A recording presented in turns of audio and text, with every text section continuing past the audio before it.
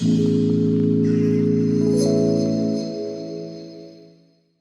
hello everyone, and welcome to this session on the Tobacco Control Playbook. My name is Martin Cullip. I'm a harm reduction advocate, and I'm a fellow at the Taxpayers Protection Alliance Consumer Centre in Washington, DC. I've got a great panel lined up for you. I just want to mention that there is translations of this panel into Russian and Spanish, if you want to take advantage of that. And also mention that you're being given feedback forms on the way in. Could you make sure you fill those out if you intend to fill one out before you leave? No point just taking it home with you and not giving your thoughts on how the whole conference went. So I'll introduce the guests I have with me today. First, in no particular order, we have Gerry Stimson, should need no introduction really, public health social scientist with over 50 years experience of research and advocacy. He's one of the founders of Drugs Harm Reduction in the 1990s, and he's Director of Research Policy at Knowledge Action Change, and a co-founder of the Global Forum on Nicotine, which we're all at. To my right, we have Saligupta, a former smoker, smoked for over 37 years, and had tried almost all quit methods until he found vaping about 10 years ago, and he founded ENDS Cigarette Smoke Thailand, ECST, 7 years ago, and is the current director. And we have Nancy. Nancy is the founder and executive coordinator for CAFRA, the Coalition of Asia Pacific Tobacco Harm Reduction Advocates. CAFRA supports consumer THR advocacy organisations and activities throughout the Asia-Pacific region and beyond. And lastly, we have Konstantinos Farsalinos, physician and senior researcher at the University of Patras and the School of Public Health, University of West Attica in Greece. He's been conducting laboratory, clinical and epidemiological research on smoking, tobacco harm reduction and e-cigarettes as principal investigator since 2011, and has published more than 90 studies and articles in international peer-reviewed scientific journals. So what we're going to talk about today, well, there was a perfect example last week in the UK. The Guardian newspaper ran an article on Mark Oates of this parish, who was on panels yesterday and the day before. And they basically accused him of being part of industry plot to spread messages around social media about vaping. The accusation went, if I understand it correctly, that Mark was running We Vape, a consumer association. He later joined the Adam Smith Institute in London as an unpaid fellow, and the Adam Smith Institute about 10 years ago got some funding from JTO, which represented about 3% of their turnover. So therefore, apparently Mark was spreading these messages, and it was all funded by tobacco. I spoke to him and asked him, what were these messages, and he said he bought some adverts on Twitter, and the sum total of the adverts was £79. So this is the kind of thing we're talking about. At the same time, on the other side, we have Bath University was found out last year to be an intermediary between Bloomberg Philanthropies and the Investigative Desk, which is a Dutch-based organisation which writes articles which are very anti-vaping. And they had a contract with them where they weren't allowed to say that they were getting funding from Bloomberg. And one of the projects that the Investigative Desk did was they got an article written in BMJ about hidden sources of funding. So, yeah. So there you go.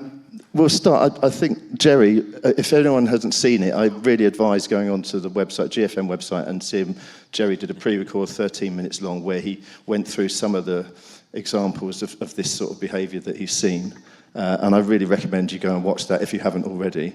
But do you want to start us off, Gerry, with your experiences and get us into the... Yes, I will. I'll give you a little bit of a flavour of this, and I'll be very careful, because I realise I'm surrounded by vapors, and I'm not. But I've been kind of caught up in a whole lot of weird things over the last 10 years since I got involved in tobacco harm reduction.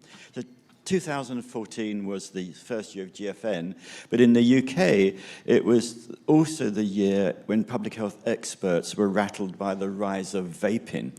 And I couldn't really understand what was going on. It was kind of they couldn't cope with their expertise being challenged. Towards the end of 2014, John Ashton, who's president of the Faculty of Public Health, he let rip on vapers on Twitter, describing them as trolls, as onanists, and hinting that they had, quote, shadowy sponsors. He tweeted a female vapor, "Have you always been an anonymous C***T? Have you always been an anonymous C***T? So I thought, what on earth is going on? He was, as a result of that, suspended from his presidency of the Faculty of Public Health temporarily. This was bizarre because John Ashton was a leading figure in participatory public health in the time of AIDS and HIV, instituting needle exchange, outreach to sex workers, and so on. But this kind of hadn't carried across to safer nicotine products. The attacks ramped up later in 2014. A prominent UK vapor, I was going to say a waitress, but I have to, a restaurant server, with no experience of academic publishing, got a comment published in The Lancet. And this was fantastic, you know, really to get a comment in The Lancet. What an achievement. And she asked in that article, in that comment, that experts listen to the views of vapors and asked for a more inclusive debate. Her comment was met by a miserable sneering put-down by Martin McKee, public health professor, Simon Chapman, a sociologist, and Mike Daub, a tobacco control activist. And coinciding with that, Chapman tweeted to quote, "Unctuous plea," tweeted this person, "unctuous plea from a vaping activist who's cozy with trolls who post this stuff." She was up for it. She tweeted wonderfully. I can't actually repeat all of what she said here, but part of it was to quote, "murderous, dickless, evidence-denying, public health bastards." The whole tweet is more colourful, and you can... So, you know, vapors saw through this sort of pretentious, pompous public health posturing. I come from a social science background and a kind of a public health, social science background where engagement is crucial. Engagement, patients and populations are crucial and a founding principle of much of public health. So I couldn't really figure, you know, here what was going on. And in part, you know, can you imagine public health leaders criticize, you know, saying cancer trolls or, you know, any other, you know, it just wouldn't happen. So something really peculiar, and we need to kind of unpick that. But in part, it's a struggle for ownership. And when these public health leaders, these public health activists and tobacco control activists were challenged, they were discombobulated.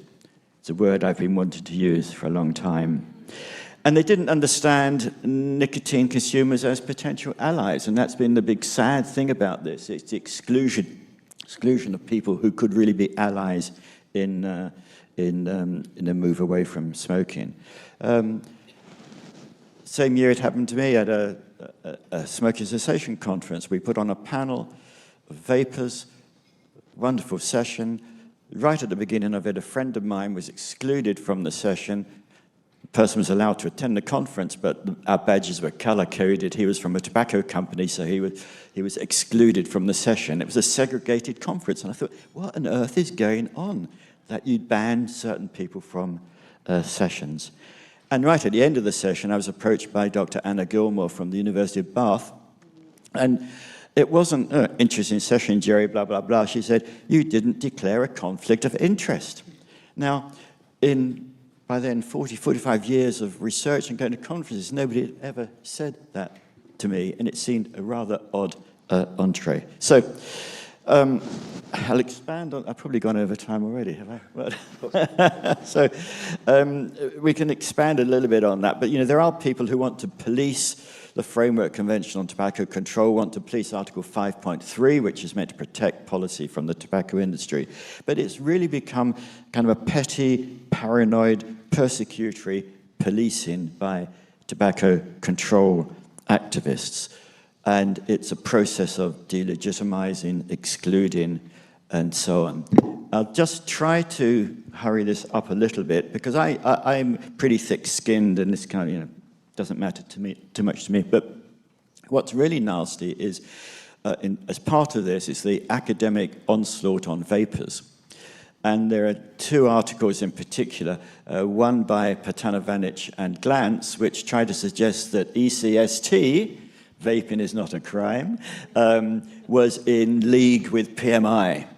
And so what they do is they look at what ECST is saying, and in fact, I think they thought you were an organization rather than a very active individual at that time.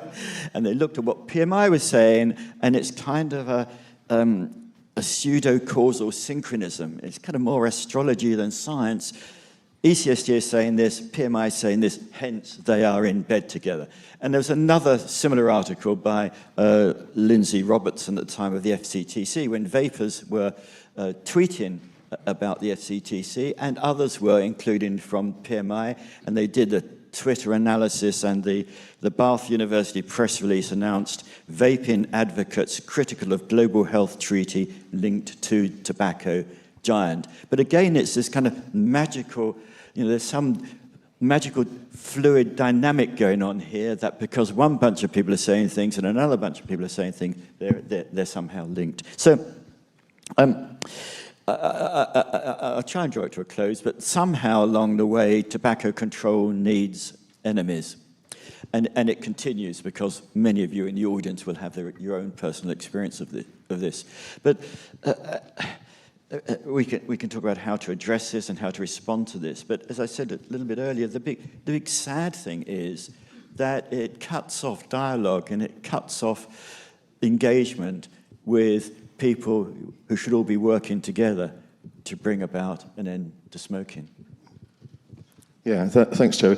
I find it interesting that what you touched upon there, that consumers can be excluded from the debate simply because they are speaking in favour of products which would be beneficial to the tobacco industry. So, we say we like vaping products and therefore we're bad because the tobacco industry are making them. Well, that doesn't give us much of a chance, does it, really?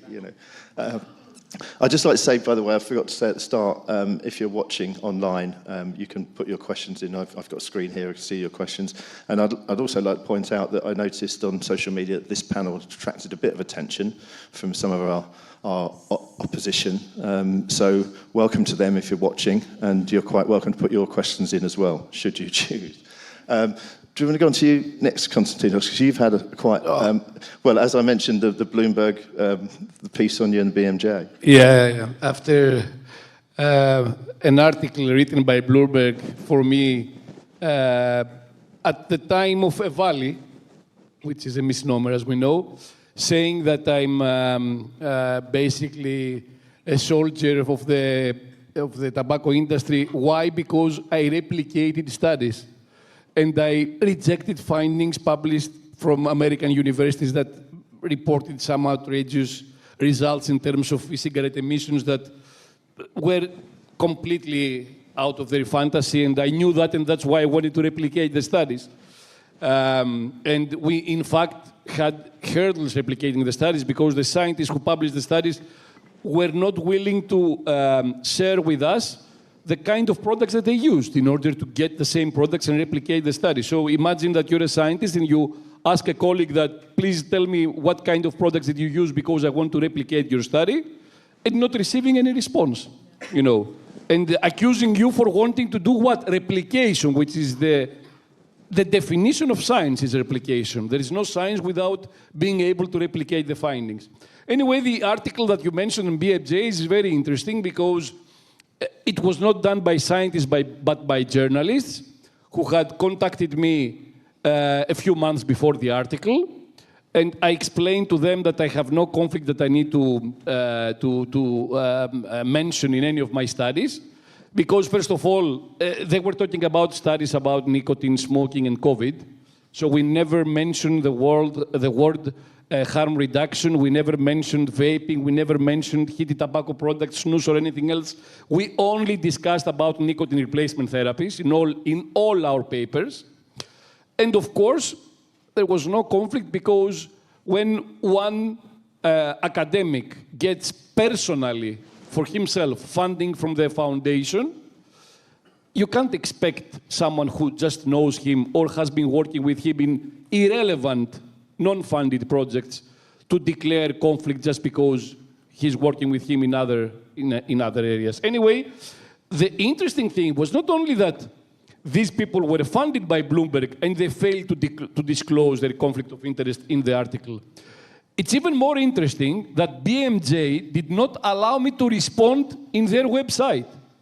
So whenever I submit the response, including documents that I received from a Freedom of Information Act request from the University of Bath, that those journalists were funded by Bloomberg through the University of Bath, and that there was a document mentioning that the journalists should not disclose to anyone that they received funding from Bloomberg, I was always getting a response from the BMJ lawyer who changed my text to a way that it was not my response, but it was the lawyer's response.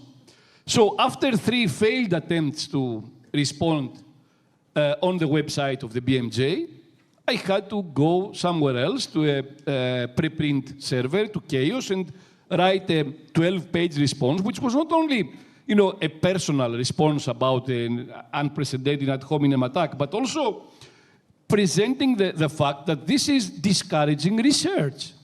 We were not talking about harm reduction, we're not talking about smoking, we were talking about finding what is in smoking that protects from COVID, and whether there are any therapeutic pharmacological implications in that. And by having such a forceful attack, the industry never discussed about COVID and smoking. By attacking in that way towards scientists, they basically discouraged research on the subject. But they don't care. BMJ doesn't care. The journalists don't care. When I told BMJ that they have not disclosed their funding and they are supposed to play the ethical role of discussing about conflicts, they never changed anything. Anyway, you need to be brave and you need to have the courage to withstand that. Because tobacco harm reduction is mostly a political issue, unfortunately, and a very small part is science.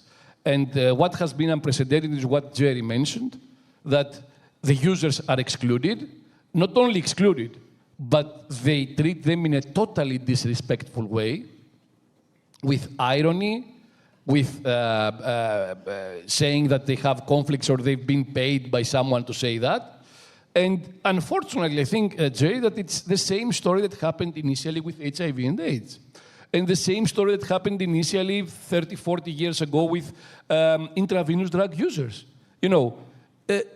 People involved in this research knew better than the people who were suffering from the effects of such dependence. And yeah, people who have probably never seen an e-cigarette in their life knew better than those who were using the e-cigarettes every day. And they've been smoke-free. When I started doing the research in 2011, I admitted my total ignorance concerning what an e-cigarette is. And in order to understand what an e-cigarette is, I just knew that they existed, but I knew nothing about them. I went online, I found an online forum of Greek vapers, and I brought them to the hospital with their devices to explain to me, what's the e-cigarette? Why are you using this device instead of something else? What's happening to you? How did you manage to quit smoking? And that's how I learned. I mean, for something that is new to us, we can't pretend that we were born knowledgeable. We have to ask people who know and who use this before we ever knew their existence. And that's the vapors. Yeah, that was my introduction to vaping as well. I went on to forums and I remember saying, look, I don't know anything about these things. Someone educate me, and a kind lady in Leeds sent me a big jiffy bag full of things with post-it notes on it saying, this goes here, this goes there, yeah. So that was my first introduction. You mentioned there, users or consumers are not allowed to be involved, so we'll get on to some consumers here. Asa, do you want to tell us your experience and It's got to be, actually, it could be long, it could be short, but First of all, like Gerry had stated that they try to tie us, especially to PMI, and of course, our organization, our group, we started by calling ourselves End Cigarette Smoke Thailand, ECST. Actually, that's not the first name we came up with. The first name was Smoke Harm Intervention Thailand, but once you put it into the, okay, you get that one, right? It's going to be difficult to put SHIT on my shirt. So anyway, the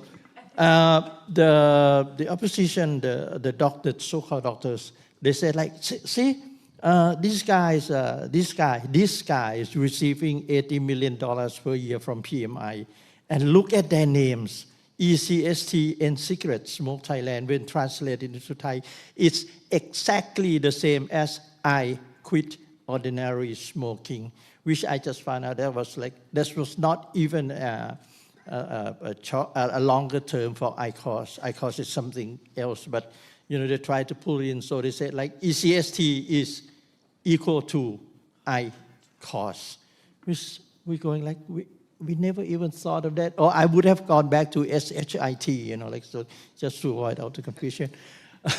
So anyway, I have to go back, like for some of you who were the last session that, Dr. Farsa and Bernard, they were talking about the mentality, the effect of nicotine. I would like to just take a moment to refer back on that. I have my seizure as my, happen once in a while, and I talked to a neurosurgeon, and the doctor is a specialist in the brain and everything. So I asked him what I can and cannot do. He said, like, first of all, from that moment that I went back last year, said, like, avoid driving, riding motorcycle, I already sold my bike, alcohol, and smoking. So I pulled out my electronic cigarettes. Said, like, oh, what about vaping? She said, as a doctor, she wouldn't recommend inhaling anything except pure air, but that is going to be impossible to do. Vaping, she said this, she said like, well, at least vaping is much better than go out on the street and inhaling all the smoke and the carbon monoxide and everything. She said, vaping, there's no combustion in vaping. So go ahead and vape. It might also help you with your nervous symptom, and it could relieve and just make you relax more. You could go to sleep and have a deeper sleep and things like that.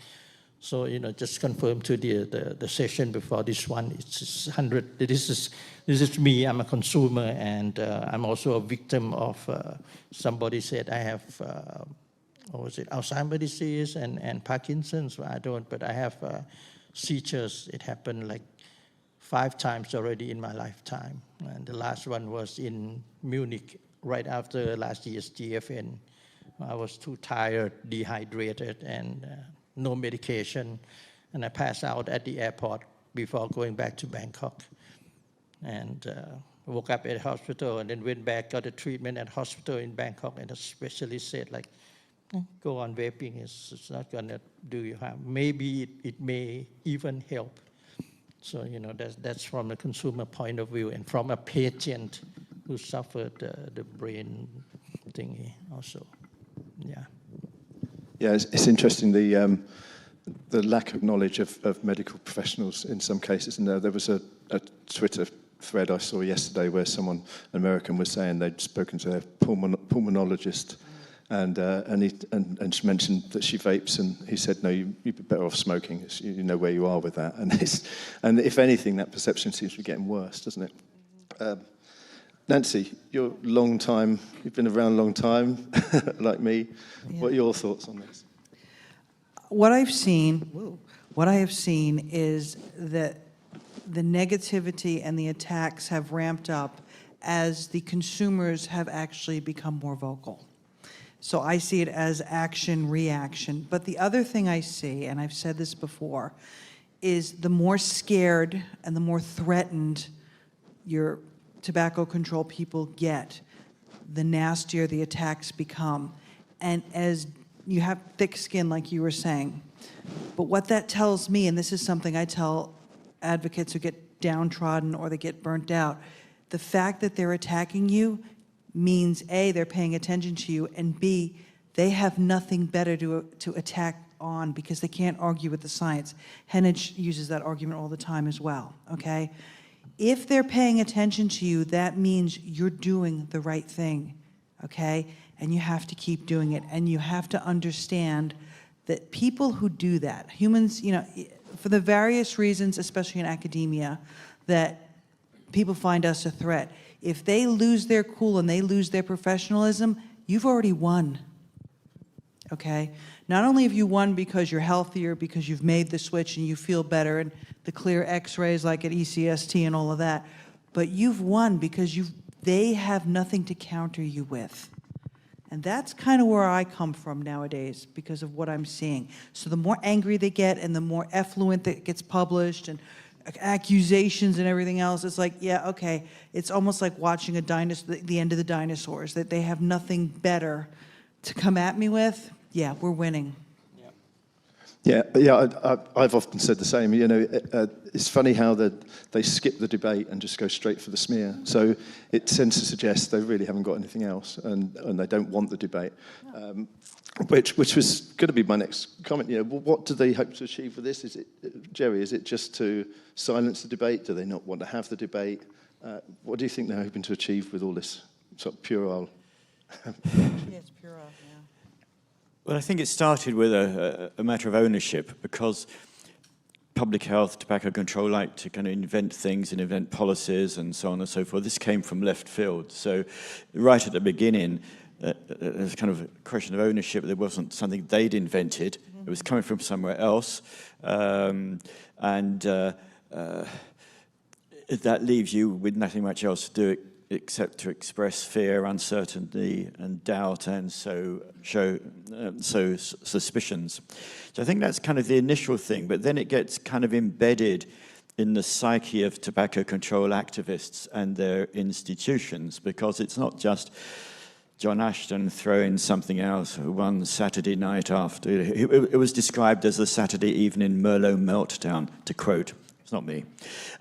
It's not just throwing slang in things like that, but then it becomes institutionally embedded, because University of Bath, for example, has 20 million plus from Bloomberg to fund the Tobacco Tactics website, which in fact was also, they are also funded by Cancer Research UK, which is bizarre, but there's huge funding coming from Bloomberg into the University of Bath. There's funding that goes into the, quote, Stop Expose Tobacco program, which is also linked between Bath and other institutions. So there is an institutional framework and psyche for this, which means it's kind of not easily going to go away, and it sort of has its own roller coaster and its own echo chamber. So why it happens, well, I think what happened initially was fear and uncertainty about what was going on, but then it becomes institutionalized and into kind of a mentality of I call it like a psychopathology of tobacco control, but it's there in the psyche of many tobacco control activists, and it doesn't seem to be diluting. Do you feel that there's a little bit of projection happening as well? You know, because they're accepting these funds from, like, say, Bloomberg or from a pharmaceutical company, and they turn around and automatically accuse us of doing the same thing, except it's a tobacco company. I don't think they see their receipt of funding as in any way a conflict of interest. You know, they see it as legitimate funding for what they are doing. If we're getting money, they would rather have the money for themselves. That's what I'm saying. Is it? No, I don't think so. I think it's, you know, I don't think it's projection, but I think there is, you know, Farsalinos talking about declarations of conflicts and so on and so forth. You know, if you're getting money from Bloomberg, you never say that there's a conflict of interest. It's just legitimate funder. So I don't think it's competition so much as just kind of embedded in the you know, it's what they do. You know, there's an industry with, you know, the team at Bath with Andy Rowell, who was actually one time quite a good investigative journalist, but they have nothing else now to do except to sort of try to name and shame whole websites which are just dedicated to naming and shaming. Well, I think that what they feel does not necessarily represent reality. It is definitely a conflict of interest when you're being paid to have a specific view by people who already have a specific view, and they ask you to move and support that view. And that's exactly what Bloomberg and several other sources, even the FDA and the NIH, if you look at when they release a statement asking for proposals for research and they are providing funding, they're always looking for the bad things. They basically, I wouldn't say not even indirectly, they directly guide you into looking for bad things in order to receive the funding. So these people are people who are paid to solve a problem. You cannot be paid to solve the problem unless you create the problem. Exactly. And in most cases concerning harm reduction, it's more a problem creation by them rather than a problem that really exists. And the more you exaggerate presenting the problem as something which is totally catastrophic, the more money you're going to get. But this is definitely a conflict because you're being paid for that. And you're being paid by people who have a specific predisposition and prejudice against this strategy. Of course, at the same time, yes, funding by the interest is also a conflict. But conflicts of interests are there to be declared, not to become the criterion for exclusion. What is happening now is that, and it's not only among activists, but it's also among scientists, is that the conflict of interest is being used for exclusion. And there are scientists working in the tobacco industry who are performing excellent research, and they are unable to publish the research because the journals refuse to review such papers. They refuse to even accept them to be peer-reviewed. And I've seen, in papers that I have reviewed, I've seen comments by other reviewers who are mainly focusing on the source of funding and not on the content of the scientific paper. And that makes no sense. Yes, conflicts of interest need to be declared. Yes, you need to be cautious, but you need to judge the content. You need to judge the data, not simply the funding source. And that's going to be the beginning and the end of the review. That's not science. Yeah. I was going to say on this, because you touch on this, do you think they believe that their actions are promoting public health? They definitely believe that, yes, because in my opinion, they are so obsessed with being right. I mentioned last year in the Michael Russell oration, they behave as if they are the only owners of the truth and owners of knowledge. That's how they behave. This is an egoism at a completely different level. They know better than the users. They know better than anyone. And that's why they are not willing to accept any criticism. They are not willing to accept and tolerate any different opinion. And that's why they do not engage into the debate. And Gerry knows very well. I was also in the scientific committee of this conference in the first few years. We tried desperately to bring people to discuss openly here, to present their views in the way they wanted, with as much time as they wanted. They didn't even respond to our attempts to invite them. So and I think this also is showing that their arguments are pretty weak. Because if your argument is strong, you would be glad to come to a hostile, let's call it, environment and present your views. I would be glad to go to an environment where everyone else is an anti-THR activist, and I know that they're going to attack me. I would love that. That would be fascinating. But they don't think of the same way, and that's why they don't want to come here. And I'm sure they won't be attacked. But they will be asked questions that they don't want to answer, or they cannot answer. And especially with consumers. I mean, consumers I think there was a study done last year that said that the total amount of funding for consumers in the whole world was about $130,000. And a lot of that was probably their own money. And yet consumers aren't allowed to go to these events and ask questions. So why do they fear debate? I'll ask you two. Why do you think they fear the debate? Let me first go back to about the conflict of interest and plus what Gerry had said at the beginning, you know, that we got like Patana, I can't remember, her last name is too long, but Rungrudy is her first name. Anyway, and all this, everything combined. Let me ask all of you, you know, especially those watching at home and the doctors and the tobacco control people say like, okay, if you want to discuss conflict of interest, let's take a look, for example, I'm not going to look at the United States or Canada, so South Africa and America or even in Europe, but in Asia and Asia Pacific. Think about this, the delegates that will be going to COP 10, or the delegates that had gone to COP 1, 2, 3, 4, 5, 6, 7, 8, 9, or whatever, well, not 9. What about their conflicts of interest? Take Thailand, for example. The fundings are from syntax. Isn't that almost directly from tobacco sales? Think about it for a minute. Shouldn't representative of each country be someone in the health department, Ministry of Health, Ministry of Public Health, or at least be known to the people whom they represent in Thailand, even until now, every year, except 1 year in India. We don't even know who represents us. And it's those tobacco control people who got 100% of their incomes from the syntax, meaning from tobacco and alcohol.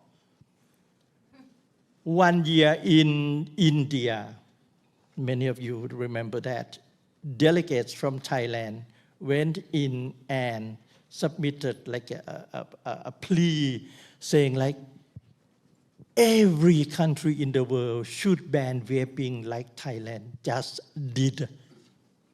And the delegates from the United Kingdom said like, where's your proof? Well, we don't really have any proof, but since we are banning cigarettes, this is electronic cigarettes, so it should also be banned. So that's the only answer that they could come up with. And then they came back to Thailand and said like, hey, listen, you know, we had announced that we are one of the first country who ever banned vaping, and, you know, we will with success. And I was sitting at home and heard their statement, and I was like, that's not what I heard. Because, you know, we know we're within this, and then we heard like, no, I heard something else, but, you know, their voices are strong. They control the medias and whatnot. So it was like, we're going like, is this who we're fighting with? Is this a battle, like a never-ending battle, like there's no chance of winning? We started off with like just me and then a few people, and right now we have like 100,000 members for ECST, members and followers. And so I just like to just kind of like shout out, say like, you know, don't think that your voice alone wouldn't make a difference. It would. We have done it. But, you know, to talk about the conflict of interest, why don't they declare that kind of conflict of interest? Another issue is that you're talking about COP meetings, and COP meetings have one major characteristic: complete lack of transparency. And of course, exclusion. For example, consumers cannot go to any COP meetings. Journalists have been thrown out of the meetings. They're doing meetings behind closed doors. They are supposed to work for public health, so for the people, but they don't accept the people. They only accept selected scientists and people and activists who support their views. And one of the criterion of going there is, what have you expressed as your opinion on this subject? And that's basically the way that they accept people going there. So what we should be discussing is the complete lack of transparency of the WHO. Yeah, and I mean, and in a lot of governments, I mean, we've seen it in New Zealand and in a couple other countries. You know, 5.3, Article 5.3, it was put in place to protect government officials from being corrupted by money from big tobacco companies. Right. They are now using that in some places to refuse to engage with consumers. A complete, you know, hijack of that concept. But yet, as ASA said, they're more than willing to accept the tobacco excise that they collect from the people who pay it for the people who smoke. So they are too accepting, you know, tobacco money, but that's okay because that's the money that they need because, you know, the sin tax, okay, they need that for their research, they need that for this, they need that for that. It's so far removed. But that's what I meant by projection. They're accusing us of doing something that they're already doing. Let me ask all of the panel just a sort of mischievous question. I'll start with you, Gerry. Is the tobacco control community a Wild West?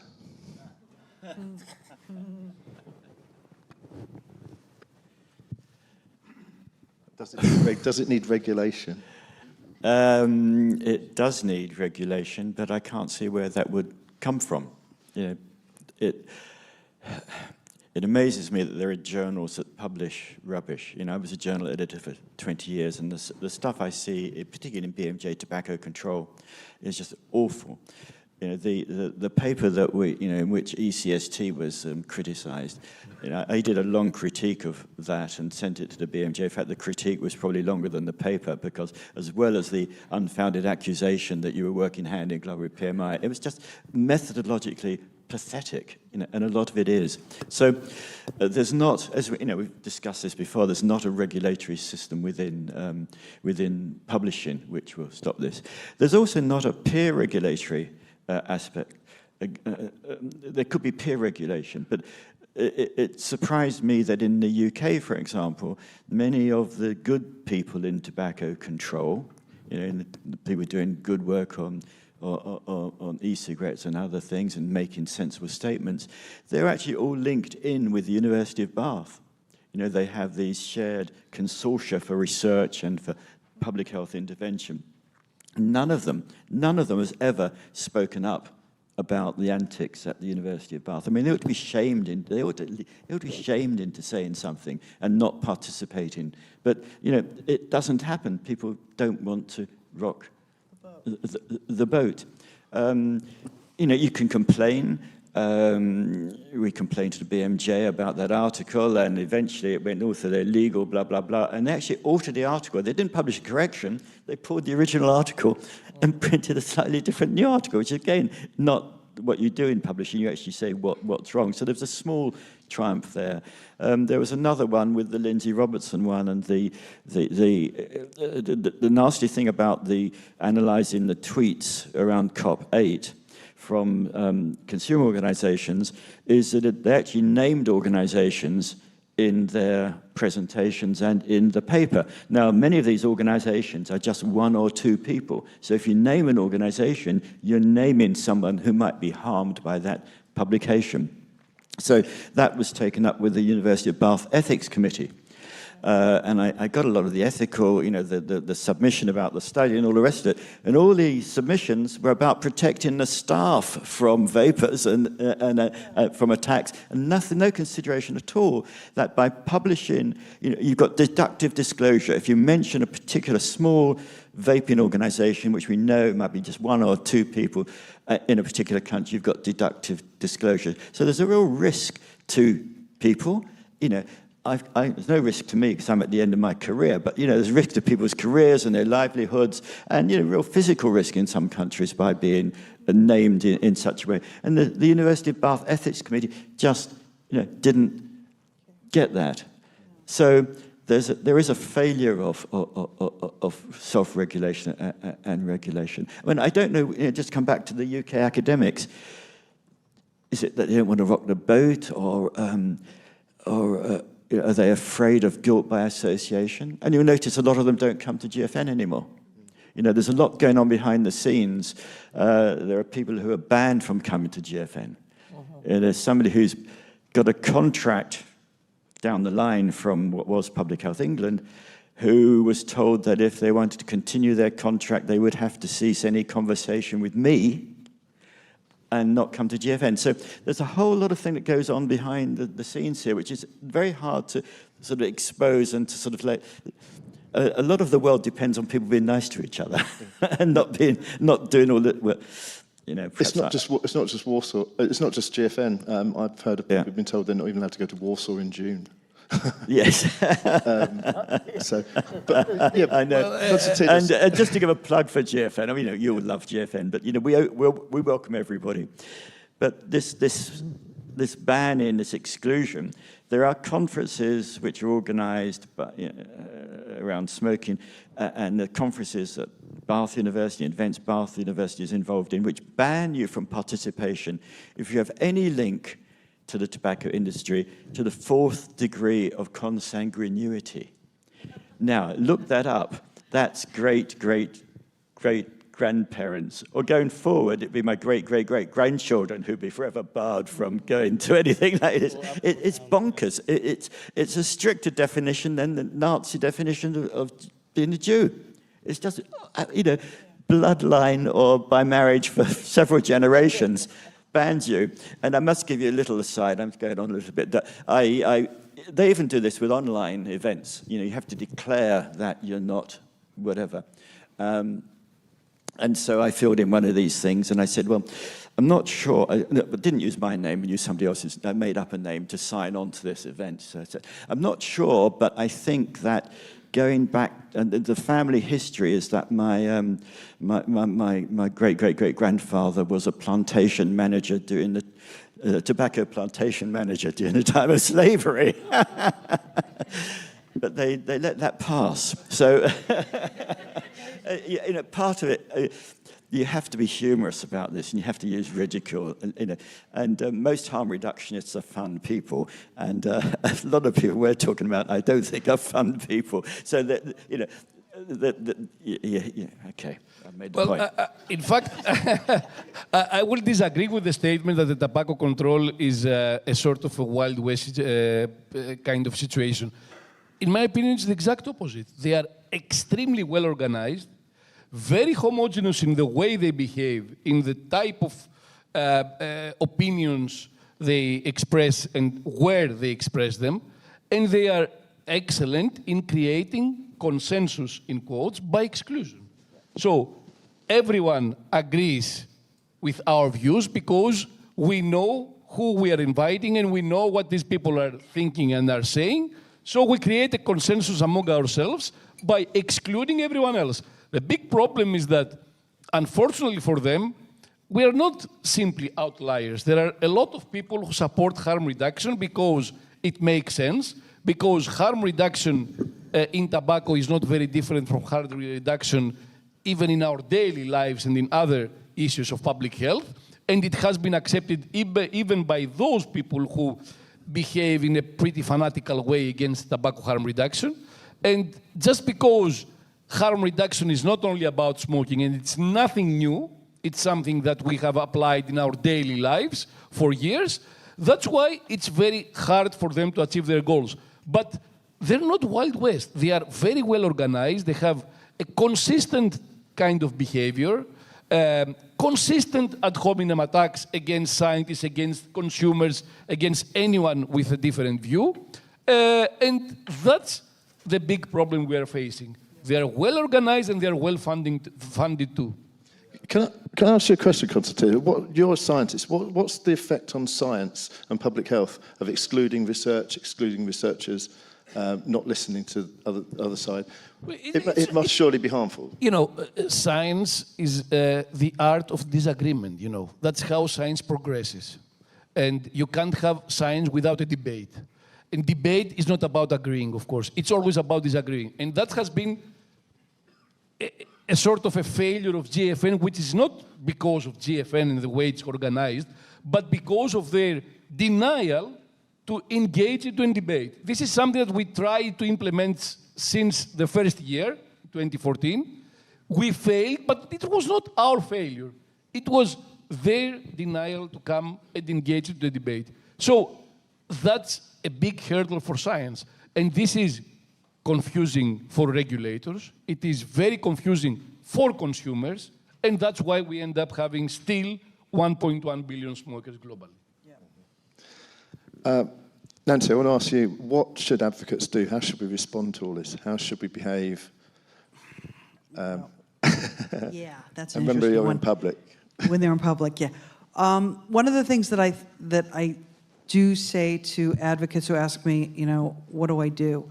If somebody is attacking you, for example, you know, I've gotten attacked by our friend Tahir, and if you're out there, hello, and, you know, I refuse to engage with him. Just, in my mind, when somebody is attacking me, that's a toddler having a tantrum. And what do you do when a toddler has a tantrum? You don't engage. Let them flip out and then get back to it. You have to take the high road, because when I go out there and people are coming at me, I'm like, it's not just about me. I represent everyone, not just in Asia Pacific, not just in New Zealand, but I'm a consumer advocate. And as a consumer advocate, if I do something stupid, it's going to make all of us look bad, and I don't want to do that. Staying focused, not allowing yourself to be distracted by the diversionary tactics, because that's a big thing. Divide and conquer is a very, very big thing. They want to get you riled up. They want you to go off message. They want to say, aha, see? It's taken me years not to freak out publicly. I mean, when I'm not online, there's things that are said in my house in multiple languages that wouldn't be fit for anybody. But, you know, I realize that what I'm doing, I'm representing not just me, but I'm representing you, and you, and you. And you have to stay focused, and you have to stay on message. And it can be very hard, but with practice, you can do that. We've got about 20 minutes, so we can go for some questions. I've got a question here that we can start with. Can I just say, although I know many of you in the audience have probably got tales of your own examples of exclusions, although, you know, your anecdotes might be very interesting, can we have actual questions rather than, we don't want to have just a long impotent whinge about this subject. You know, come up with ideas of what we can do, you know, how we can move forward and make things better, perhaps. I don't know, it's up to you, but we'll come to them soon. I've got a question here on the online from Fig Ramsey. In a recent interview, Clive Bates expressed the view that tobacco control often sees the vapor industry as a predator and its customers as gullible victims who have been trapped by the industry. How do you believe this perception influences tobacco control strategies and initiatives, particularly in relation to harm reduction alternatives like vaping? And what steps can be taken to foster a more empathetic and nuanced approach that considers the potential benefits and risks associated with these alternative products? Who wants to take that one? Fig. Yeah. No, you. Hi, Fig. You know, one of the things that you and I have actually had this discussion. Fig and I have had this discussion, and one of the things that I find extremely frustrating is the complicity of the media in taking things and twisting them to the point that people go from using something safer and then going back to the thing that will probably hurt them, okay? And it seems like people accept that. And a lot of the independent vape shop owners have been put through so much and being attacked. I mean, as consumers, we get attacked, but they get attacked as well, okay? And the people that get harmed are the people that don't have those choices and don't have those options. And to me, it's not just tobacco control.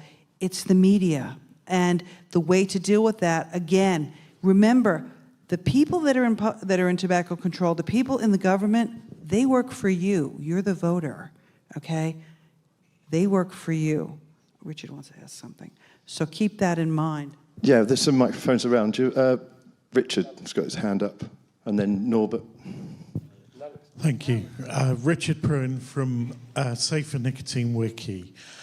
How should we actually approach trying to reach the people that we're actually trying to save, which is the smoker? Is there a way we can bypass the anti-crowd? Can we actually work around them? Is that a possibility? Thank you. In New Zealand, what we did is there was a group of 3 of us or 4 of us. Matawa was involved in this before we actually organized, but we would have meetups, and people would come up to us and ask us, what are you guys doing? And we'd kind of mentor them and help them to switch, okay? We can't do that anymore in New Zealand. But grassroots, if you see somebody who's smoking, walk up to them with your vape, start vaping next to them, start the conversation. That's how we did it. Yeah, there was lots of that in the early days in the UK, but that seems to have kind of faded out of... Is there anything new that we should perhaps think about? I think we go back to basics.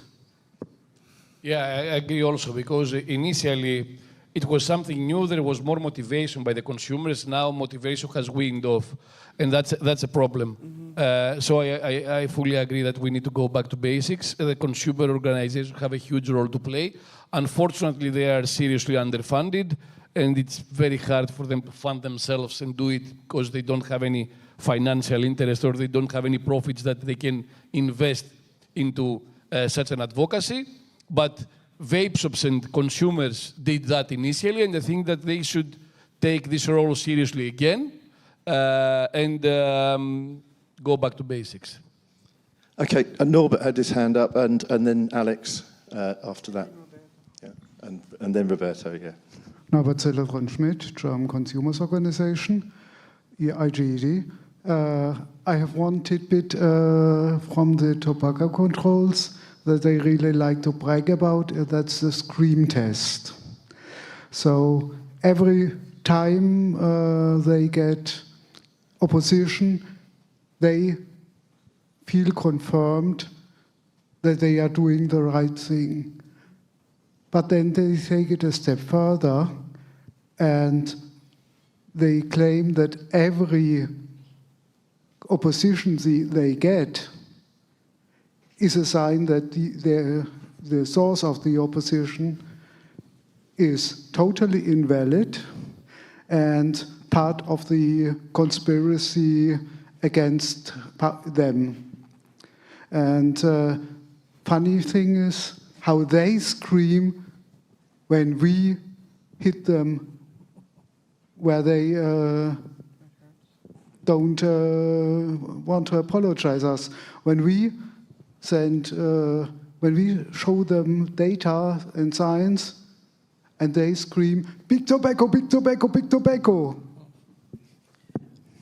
Choose your battles and choose who you're going to fight with. If you can't talk to someone about that and they don't want to accept it, what you do is you circumvent and you go around.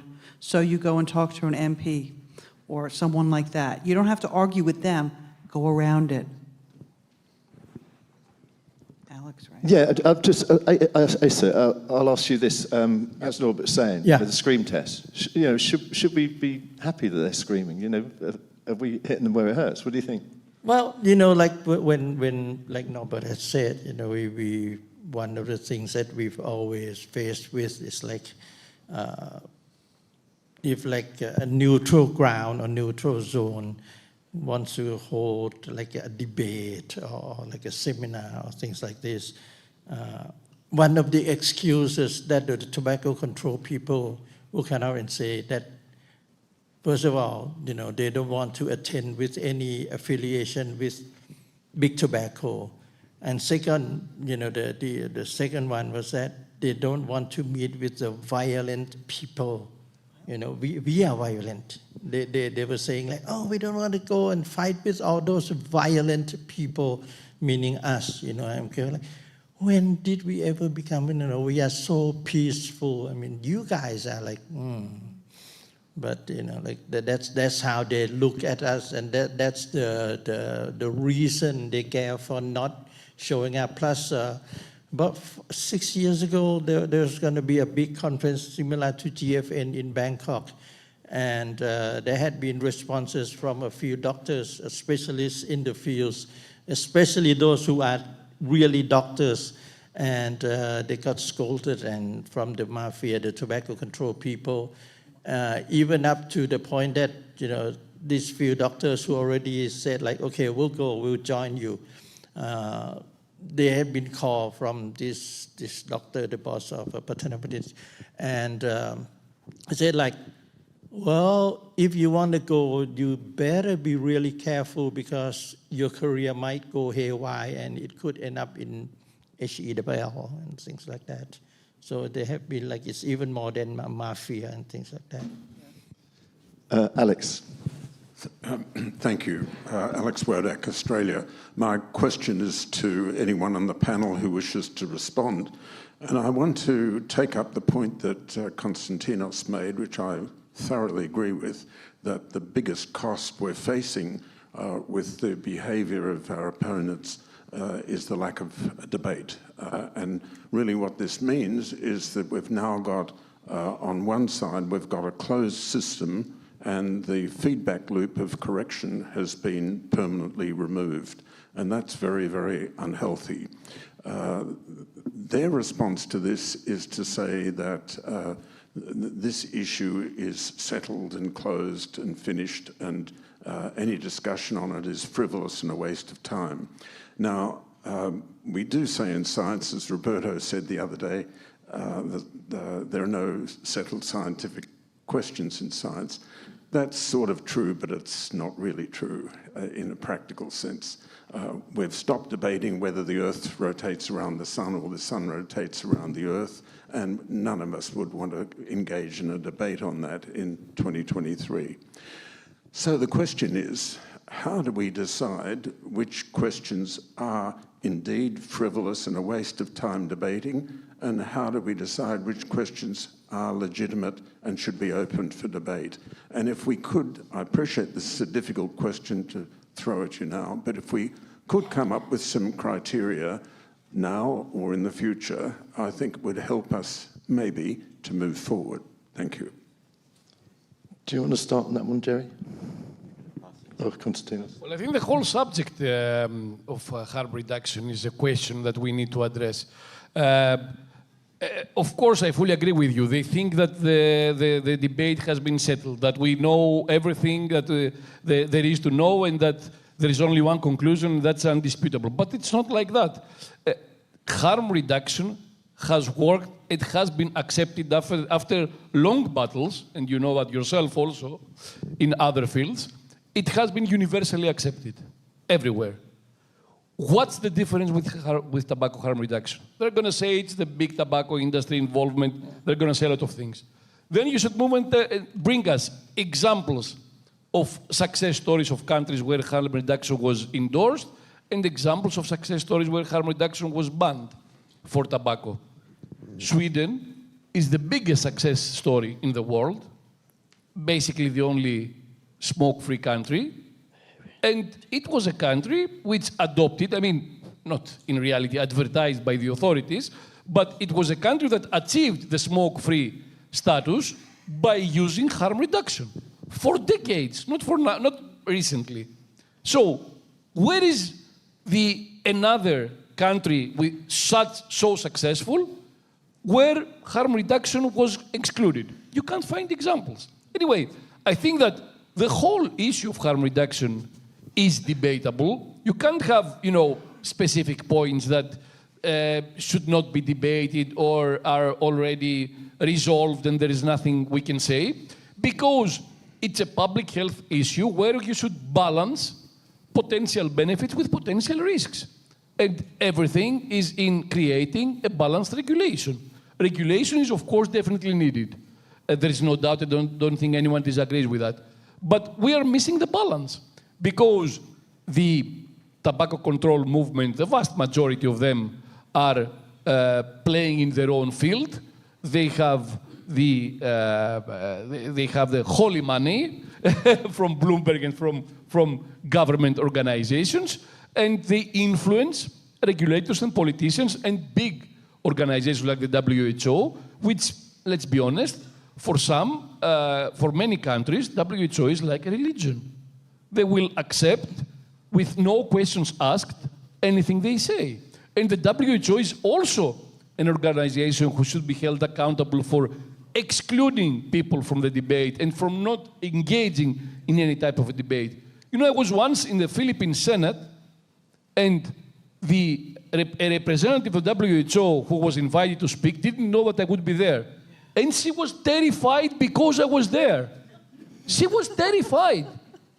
She wanted to be alone, with no opposition, with no different opinion, and just present their own views. And they created so much confusion among the senators. It was unbelievable. She was asked by a senator what's happening with nicotine and whether it's toxic or not. The WHO representative responded with 10 minutes debate about nothing. And when she finished, I asked the senator, so tell me what was your conclusion from what you heard? And the senator said, I realized that nicotine is a carcinogen. And she never even mentioned the word carcinogen, but they were so confusing in their responses. They didn't want to present facts. They wanted to create confusion. And when you create confusion, you create fear, and the response to fear is restrictions and bans. And that's what they're doing. But that's not scientific. That's not ethical. There was an industry in the past that used to sow a lot of confusion and doubt. I can't remember what industry that was. So they're acting the same way. Gerry, you were going to say. I'll try to be brief because there's still a lot of questions. We can learn a lot about the structure of scientific revolutions, the shift from one paradigm to another paradigm, but we also got to remember that it's not just about the questions and the facts and the science, but how those paradigms are so tied up with worldviews, belief in God, belief in certain values and all the rest of it. And I think that's the big struggle here. It's not just agreeing questions and what the evidence might be to look at those questions, but you're dealing with something that's really passionate and deeply held within people. I mean, I've been thinking through this. I mean, can we look at South Africa and Northern Ireland? Is there a reconciliation process?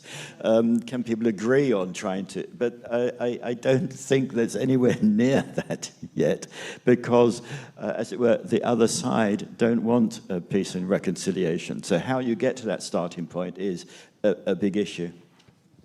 Roberto, you had a question. Wait for the microphone. Thank you. A very simple question.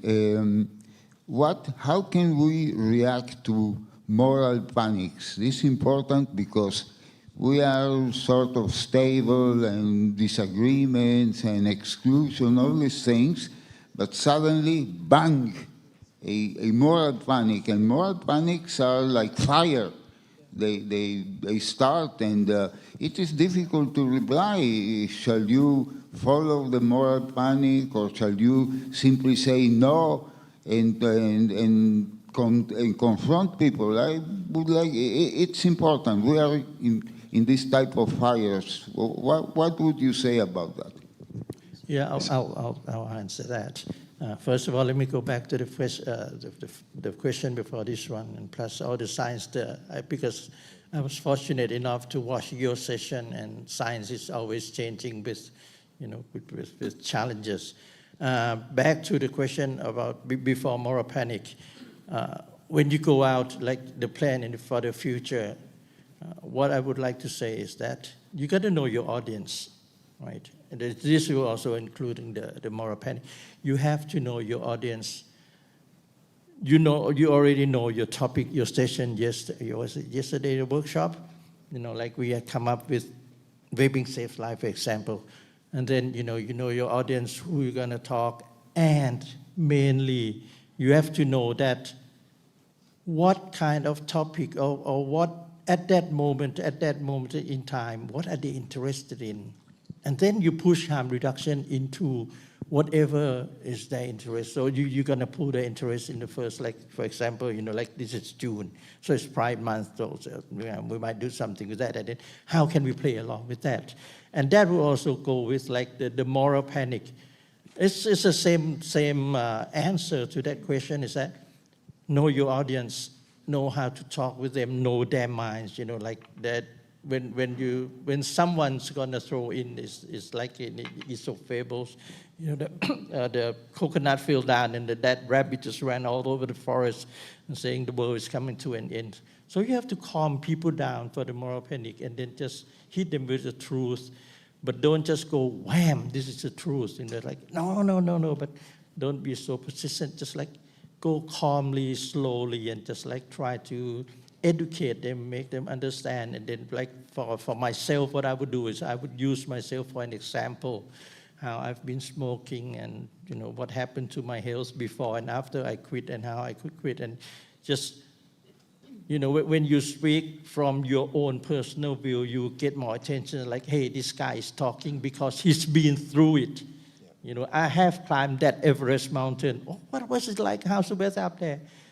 Instead of saying like, oh, I know a guy who knows a guy who had climbed the mountain, so which is going to be different. So, Yeah, they use the children, but you know what?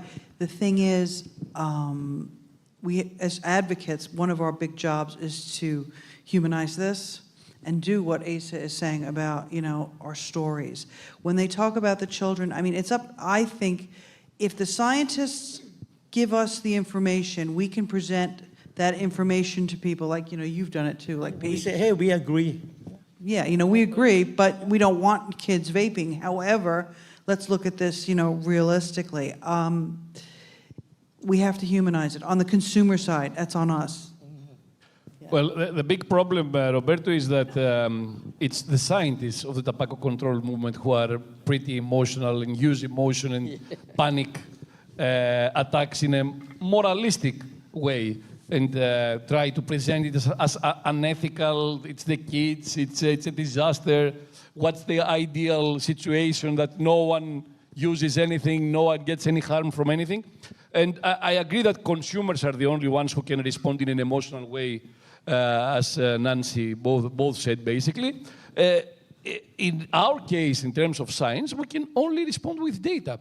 And we will try to bring the discussion back to a discussion about evidence and data rather than a discussion about emotions and fear. I'm afraid we're out of time. I'm sorry, Bengt and Helen, if you want to come up and ask your questions afterwards, but we have to wrap up. We're out of time. But thanks everyone for listening, and if you just put your hands together for the panel, Asa, Nancy, Gerry, and Konstantinos.